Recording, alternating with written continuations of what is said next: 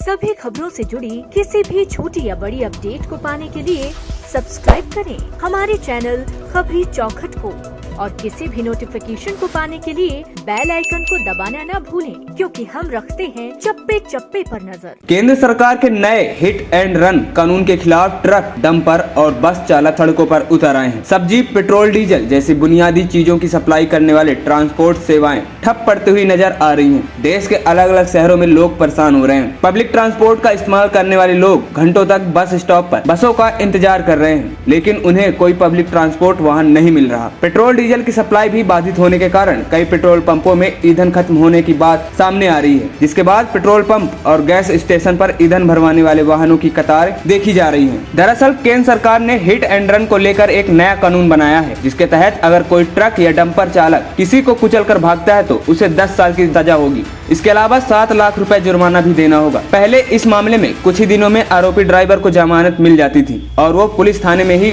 बाहर आ जाता था। हालांकि इस कानून के तहत भी 2 साल की सजा का प्रावधान था, लेकिन नया कानून लागू होने के बाद दोषी को अब 10 साल जेल में रहना होगा। हालांकि घायल को अस्पताल पहुंचाने पर कुछ रियायत का प्रावधान है। ट्रक और डंपर चालक इस कानून का विरोध कर रहे हैं। दरअसल अब तक हादसा होने वाले ड्राइवरों के खिलाफ भारतीय दंड संहिता की धारा 279 यानी लापरवाही से वाहन चलाने, 304A यानी लापरवाही से मौत और 338 यानी जान जोखिम डालने के तहत केस दर्ज किया जाता रहा है। लेकिन नए कानून के मौके से फरार होने वाले ड्राइवर के खिलाफ 104(2) के तहत केस दर्ज होगा। पुलिस या मजिस्ट्रेट को सूचित न करने पर उसे 10 साल की कैद के साथ जुर्माना भी देना होगा। देश के कई इलाकों में आंदोलन हिंसक हो गया है। प्रदर्शन कर रहे लोगों ने गुजरने वाले वाहनों पर पथराव किया और पुलिस के साथ झड़प भी की। नवी मुंबई के नेरुल में सुबह ट्रक चालकों ने एक समूह के पुलिसकर्मी पर हमला कर दिया, जिससे एक पुलिसकर्मी घायल हो गया। इसके बाद पुलिस को मुंबई बेंगलुरु राजमार्ग पर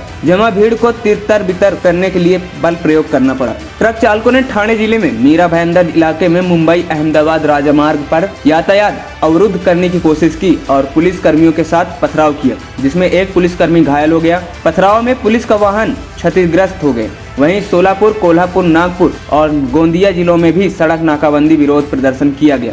इस बीच उत्तरी महाराष्ट्र के नासिक जिले में टैंकर चालकों ने सोमवार को काम बंद कर दिया और ईंधन डिपो वाले पैनेवाड़ी गांव में 1000 से ज्यादा वाहन खड़े कर दिए। नंदगांव तालुका के पनेवाड़ी गांव में भारत पेट्रोलियम, हिंदुस्तान पेट्रोलियम और इंडियन ऑयल के ईंधन डिपो और LPG फिलिंग स्टेशन है और इन डिपो से ईंधन राज्य के कई हिस्सों में पहुँचाया जाता है। मराठवाड़ा क्षेत्र के छत्रपति संभाजी नगर में पेट्रोल पंप डीलरों के एक संघ ने कहा कि अगर स्थिति समान नहीं हुई तो जिले में ईंधन पंप बंद हो सकते हैं। वहीं मध्य प्रदेश के इंदौर में ट्रक ड्राइवरों की हड़ताल का असर पेट्रोल पंप पर भी पड़ा है। यहाँ पेट्रोल पंप पर गाड़ियों की लंबी लंबी लाइनें लग रही हैं। ट्रक ड्राइवरों की ये हड़ताल 3 दिन तक चल सकती है, जिसकी वजह से ईंधन पेट्रोल पंप तक नहीं पहुँच पाएगा। वहीं देवास जिले में बस और ट्रक ड्राइवर्स का गुस्सा दिखाई दिया। उन्होंने शहर में 2-3 जगहों पर रास्ते बंद करने का प्रयास किए। पन्ना जिले में बस और ट्रक ड्राइवरों ने नेशनल हाईवे 39 पर चक्का जाम कर दिया। उन्होंने काला कानून वापस लो के नारे भी लगाए। वहीं दूसरी तरफ हिट एंड रन कानून के खिलाफ राजस्थान में भी प्रदर्शन देखने को मिला।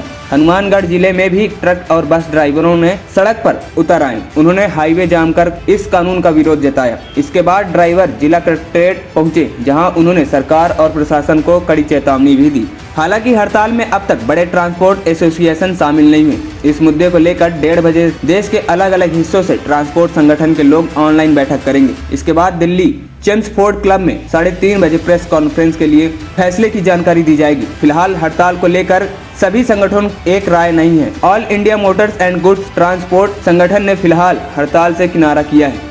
All India Motors and goods transport association के अध्यक्ष राजेंद्र कपूर ने औपचारिक चिट्ठी जारी कर परिवहन व्यवसाय से जुड़े लोगों से अपील की है कि वे धैर्य से काम लें। चिट्ठी में उन्होंने ट्रांसपोर्ट से कहा है कि देश में 2 महान पर्व होने वाले हैं, जिसमें गणतंत्र दिवस और राम मंदिर की प्राण प्रतिष्ठा शामिल है। चिट्ठी में आगे कहा गया कि गणतंत्र दिवस और राम मंदिर की प्राण प्रतिष्ठा दोनों ही पर्व दुनिया भर के सभी देशों और उनके नागरिकों की पैनी नजर बनी हुई है। ट्रांसपोर्ट एसोसिएशन का कहना है कि कुछ ताकतें चाहती हैं कि अंतर्राष्ट्रीय स्तर पर देश की बदनामी हो जाए। अगर शीर्ष नेतृत्व को जनवरी महीने में बातचीत से कोई सफलता नहीं मिलती तो एक बार सभी लोग मिलकर आगे की रणनीति पर विचार करेंगे, जिससे हमारा व्यापार और किसी भी प्रकार के नुकसान से बचा जा सके।